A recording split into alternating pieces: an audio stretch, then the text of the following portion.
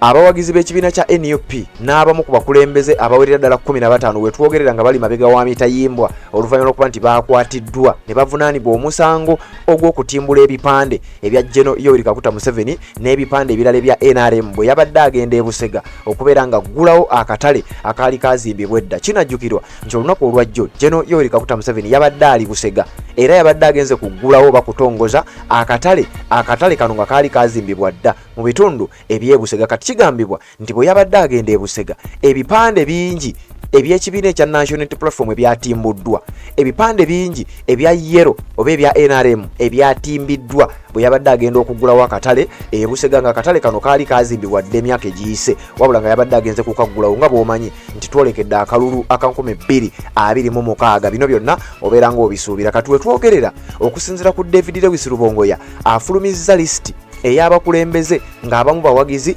ab'ekibiina kya National Unity Platform nga bano bambi wetwogerera bali mabega wa mitayimbwa era nga baabataddeko omusango mbu gwa kuyuza bipande ebya General Yoweri Kaguta Museveni. Kyokka ng'emirundi mingi nnyo yazze alabikako ng'agenda mu bitundu by'eggwanga eby'enjawulo ebipande by'abalala bibadde nga biyuzibwa era nga bitimbulwayo, ebimu ne bisuulibwa ne mu myala nga bwe njagala olabe mu katambi ke ngenda okuba nga nkulaga. Kati nga sinakulaga katambi nyongera okujjukiza nti His Excellency Robert Kyagulanyi Ssentamu waaba agenda ebipande birekebwayo nga bwe birina okuba nga biba, ebyabalala tebiyuzibwa ate era n'ebibye ebiba byatimbibwa bye bikoma okubeera nga bitimbibwa. Kakati wuliriza, General Yoweri Kaguta Museveni bwe yabadde agenda e Busega, ngenda kusomera wano olukalala olw'abakulembeze n'abawagizi b'ekibiina kya NUP abaakwatiddwa okusinziira ku David Lewis Rubongoya. Olukalala luno yalufulumizza era nange ngenda ddu kusomera wano. Kakati nga sinna kusomera lukalala, njagala nsooke nkutwale oba nkulaga akatambi nti bwe yali agenda e Kasokoso General Yoweri Kaguta Museveni, abavubuka ab'ekibiina ekya National Unity Platform ebipande bye baali batimbye,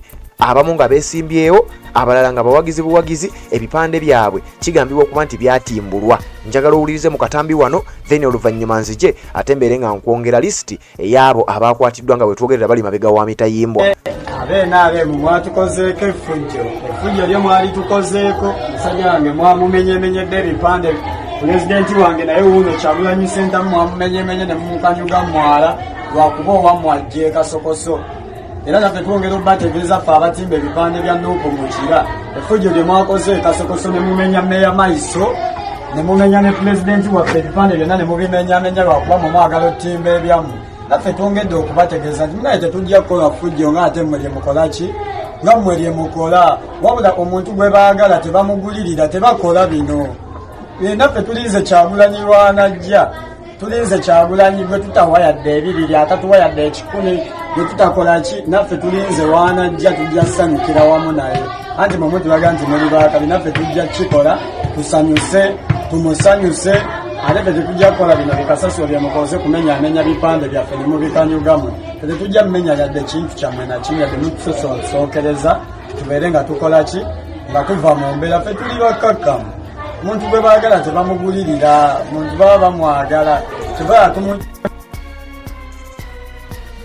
Yes, webale kubanga okyaliko. Kakati njagala kubanga ng'ovudde ku bigambo ebyo, njagala okkirize nkuwe ate lisiti eya abavubuka abawagizi okuli n'abakulembeze mu kibiina ekya National Unity Platform nga wetwogerera bali mabega wa mitayimbwa. Baakwatiddwa olunaku olwajjo ngenda kuza mwezi 14 omwezi gwa 7 mwaka 2025. Mukutu gwa Redstone TV Sebambulire Patrick nzemberawo kubanga nkutuusaako bw'oba obadde gano tonnagamanya, njagala osharinge n'omulala abeere nga ate afuna amawulire gano nga naawe bw'ogafunye. Kakati gwampuliriza nga tonaba kubanga osharinga kikole, ensonga eno ebeere ng'etuuka ate ku buli munnankyukakyuka yenna, buli munnakibiina ekya National Unity Platform. Wuliriza, okusinziira ku poliisi ey'e Nateete baafulumizza olukalala luno era bagamba nti sanctioned ng'ennaku z'omwezi 14 omwezi ogw'omusanvu omwaka guno gwennyini 2025 nti police form 53 form eno yabadde ya 5 Nateete Police Division CRB 760/2025 ennaku z'omwezi nga 14 mwezi gwa musanvu 2025. Wuliriza abaakwatiddwa,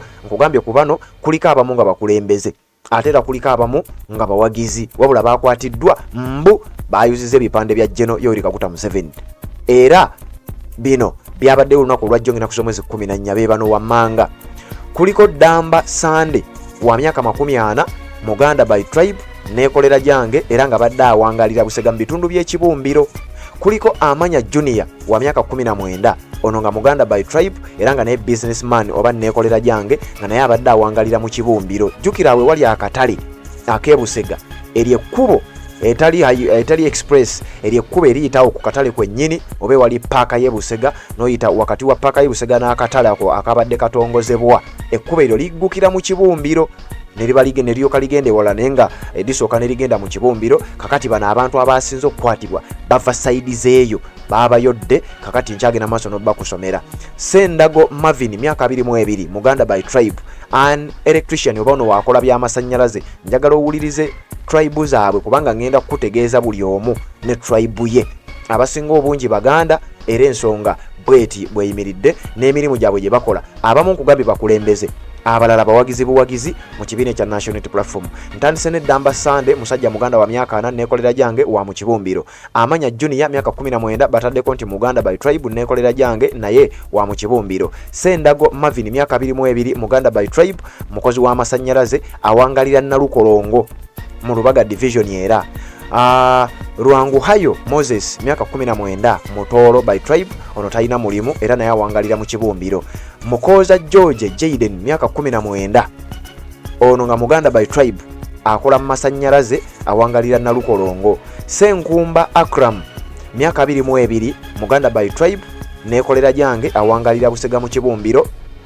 Kintu Dirisa myaka 27 Muganda by tribe nekolera jange awangalira Ganda Nansana.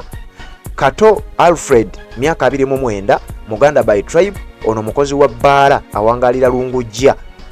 Kizito Vincent myaka 29 Muganda by tribe ono naye nekolera jange awangalira Nakuwadde. Tamale Abudu myaka 23 Muganda by tribe ono makanika awangalira Lungujja era naye mu Lubaga division. Abo be bamu ku bakwatiddwa. Nkyagenda maaso n'olukalala.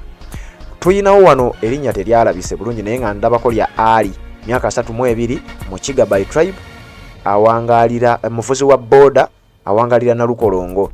Nsimba Peter myaka 28 Musoga by tribe Muzimbi awangalira Lungujja.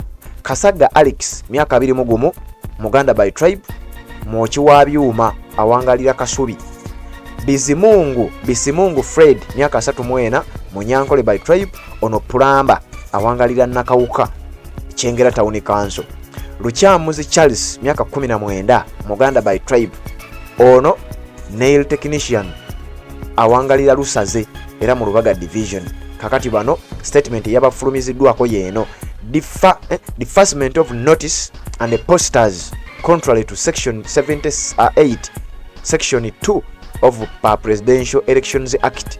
Nchakalulu etteeka erifuga akalulu kwa president lye bamenye mbo bayuzizza ebipande ebya General Yoweri Kaguta Museveni bwe yabadde agenda e Busega naye nga bwe nkugambye tewerabira nti bingi ebizze biyuzibwa ebyaboludde oluvuganya naddala ebyabawagizi b'ekibiina ekya National Unity Platform singa abakulu bano mu NRM baba bagenda kubeera mu kifo era nga bwolabye mu katambi k'enkulaze gwazampuliriza tanaba kubanga osubscribinga ku channel eno kirira wansi awo olaba ekigambo subscribe kikwateko kwata kade aka notification kakuyambako okubeera omu ku abo abasooka okumanya buli otuba tutaddeyo ate ne tuba nga tutambula ffenna.